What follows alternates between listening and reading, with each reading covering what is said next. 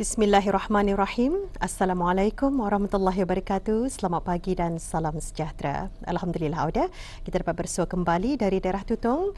Lintas langsung dari daerah Tutong seperti biasa akan membawakan beberapa maklumat semasa dan juga pengisian satu pakej program yang disediakan oleh rakan setugas, ya. Dan kita kabarkan juga keadaan cuaca di sekitar Pekan Tutong saat ini. Alhamdulillah, keadaan mengizinkan. Mudah-mudahan semuanya apa yang bisa kita rancang berjalan dengan lancar.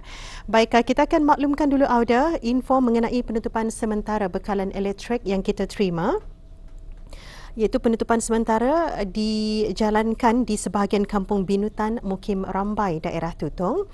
Penutupan sementara disebabkan oleh kerja-kerja penyelenggaraan rangkaian kawat atas voltan tinggi 11 kV di kawasan berkenaan, ya, dan akan dilaksanakan bermula pada 2 November 2024 sehingga 16 November 2024, ya, pada pukul 8.30 pagi sehingga selesai kecuali hari Jumaat dan Ahad. Jadi harap maklum bagi kita yang tinggal di kawasan berkenaan, ya, mengenai dengan maklumat penutupan sementara bekalan elektrik di sebahagian kampung Binutan, Mukim Rambai, daerah Tutong. Dan seterusnya kita maklumkan pula Bengkel Ilmu Bahasa Isyarat akan diadakan pada hari Ahad, ya, 27 Oktober, iaitu kemarin. Alhamdulillah, dalam keadaan mengizinkan, penyertaan sudah pun mendapat sambutan menggalakkan, dan insya-Allah bagi penduduk-penduduk di kampung berkenaan diharapkan, ya, untuk dapat mempraktikkan apa jua yang mereka pelajari, ya, sepanjang bengkel berkenaan diadakan. Dan kemarin juga untuk makluman, alhamdulillah, Pesta Lakanun Lamunin juga berjalan dengan lancar dan mendapat sambutan yang menggalakkan. Jadi mudah-mudahan acara-acara yang berlangsung kemarin dapat diadakan lagi, ya, bagi sama-sama menyokong, terutama sekali menyokong pengusaha-pengusaha tempatan kita ni yang terlibat sama, ya, dalam aktiviti-aktiviti jualan di kawasan-kawasan berkenaan. Antaranya ialah kemarin diadakan di Kampung Lamunin Tutong. Syabas dan tahniah kita ucapkan juga kepada pihak penganjur. Baik, kita akan beralih dulu, Auda, untuk berkongsi satu pakej program yang akan dibawakan bersama rakan setugas saya, Majdi Dr. Haji Serbini.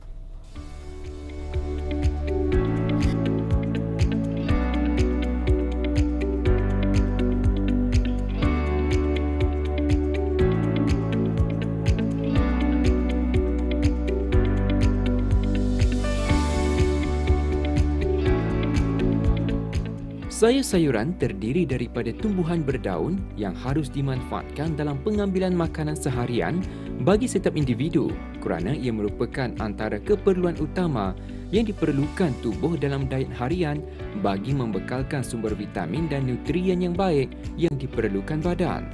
Kita amat bersyukur kerana di negara ini, pengeluaran sayur-sayuran adalah pada tahap yang memberangsangkan dan mudah untuk diperoleh, misalnya sahaja di tamu-tamu. Tambah lagi, kebanyakan tumbuhan sayur-sayuran adalah tidak bermusim dan penghasilannya tidak mengambil masa yang lama untuk tumbuh segar. Mengetahui akan khasiat yang ada pada sayuran, sejak dari dahulu lagi, tumbuhan berdaun yang tumbuh liar dan semula jadi di hutan dipetik dan dijadikan sebagai sebahagian daripada sajian utama masyarakat kampung. Oleh sebab itulah, terdapatnya sajian tradisi dari sayuran kampung atau sayur tempatan sehingga ke hari ini. Antaranya ialah seperti sayur bagu.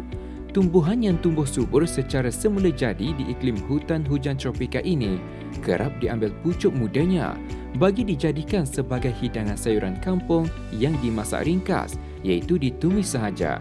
Khasiatnya mengandungi kandungan serat dan antioksidan yang tinggi serta mineral yang baik untuk menjaga daya tahan tubuh. Begitu juga bagi tumbuhan paku-pakuan, iaitu pakis, sejenis sayuran yang mudah ditemui pada ketika musim hujan dan tumbuh secara berkelompok di kawasan tanah lembap di hutan.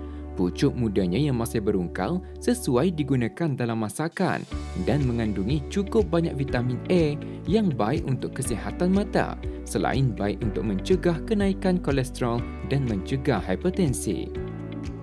Satu lagi tumbuhan hutan dari jenis paku-pakuan, iaitu langkubo.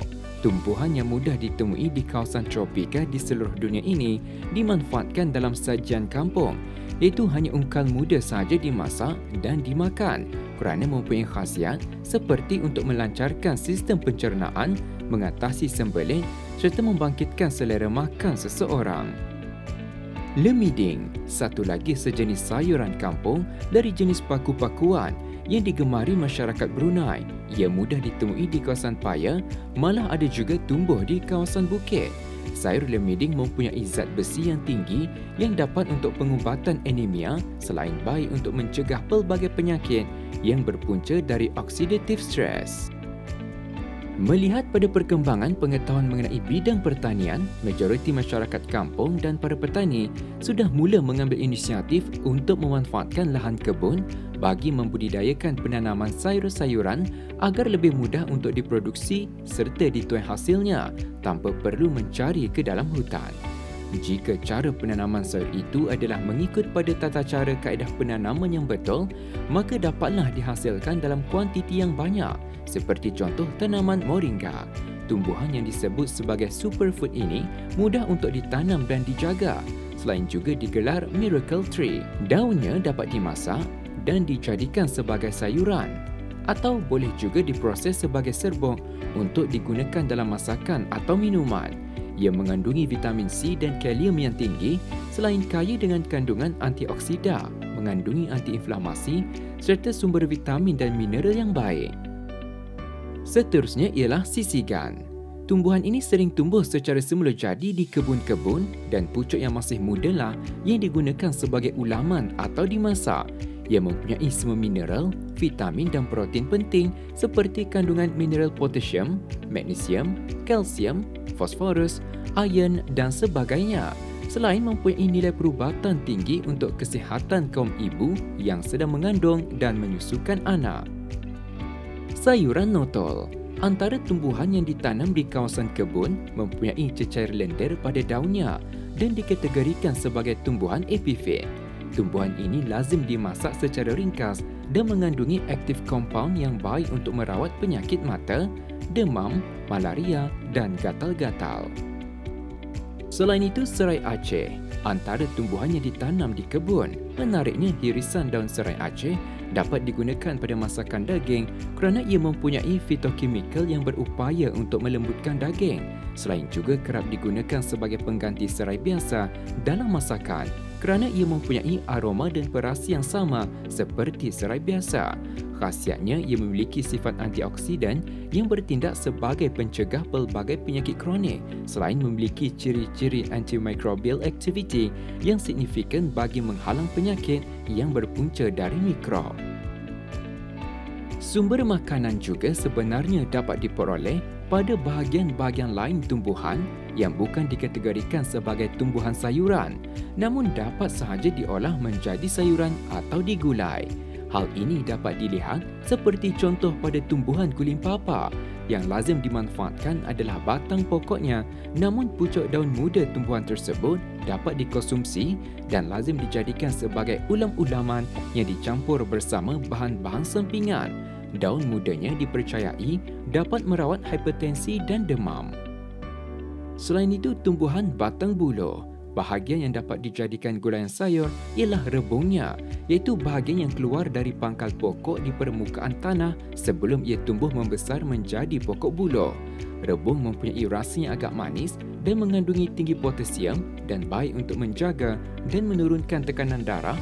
Selain kandungan seratnya yang tinggi, juga baik untuk melancarkan proses pencernaan.